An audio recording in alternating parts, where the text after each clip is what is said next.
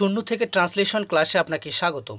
লক্ষ্য করুন, আমার স্কুলে যাওয়া উচিত এই বাক্যটিকে ইংরেজিতে কিভাবে ট্রান্সলেট করবেন। লক্ষ্য করুন, আমার স্কুলে যাওয়া উচিত এই বাক্যটিকে যদি আমরা ইংরেজিতে ট্রান্সলেট করতে চাই তাহলে আমাদেরকে কিছু বিষয় অনুসরণ করতে হবে। সেটা হচ্ছে আমরা তো জানি যে বাংলা বাক্যের সবার শেষে থাকে ভার্ব, ওকে, আর প্রথমে আছে আমাদের সাবজেক্ট। সো আমাদেরকে প্রথমত যেটা বুঝতে হবে সেটা হচ্ছে, দেখেন, যাওয়া এটাও একটা ভার্ব, উচিত এটাও একটা ভার্ব, ওকে। উচিত এটা হচ্ছে মুডাল ভার্ব আর যাওয়া এটা হচ্ছে মেইন ভার্ব।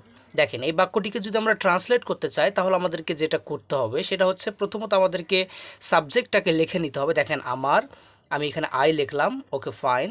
আই কি করা উচিত? আমার স্কুলে যাওয়া উচিত। তো বাংলা বাক্যের শেষে যেহেতু আমাদের ভার্ব থাকে আমরা সবাই জানি, এবং শেষ থেকে আমরা ট্রান্সলেট করে করে যাই এই পাশতে এইভাবে, ওকে, এভাবে আমরা ট্রান্সলেট করে করে যাই। সো তাহলে উচিতের ইংরেজি কি? উচিতের ইংরেজি হচ্ছে should. I should, SHOULD, I should কি করা উচিত? আই শুড যাওয়া উচিত, তাই না? তাহলে যাওয়ার ইংরেজি কি? গো। I should go. কোথায় যাওয়া উচিত? স্কুলে। টু স্কুল, ওকে।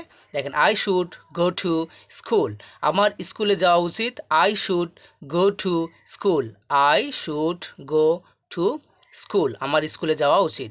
মানে উচিতের জন্য আমরা শুড নিয়েছি, যাওয়ার জন্য আমরা গো নিয়েছি। আর স্কুলে যেহেতু কোনো একটা জিনিসের দিকে বলছে, যেন টু স্কুল লিখেছি। আশা করি বুঝতে পেরেছেন। পরের বাক্যটা লক্ষ্য করুন, আমার কাজে যাওয়া উচিত। আমার কাজে যাওয়া উচিত। প্রথমত আপনি সাবজেক্টটা লিখে নেবেন, এরপরে আপনি শুড লিখে নেবেন, এই যাওয়ার ইংরেজি কি সেটা লিখে নেবেন, এবং কাজের ইংরেজি কি সেটা লিখবেন। এইটার ট্রান্সলেশনটা কি হবে আপনারা এখানে কমেন্ট করুন, কমেন্টে লিখুন।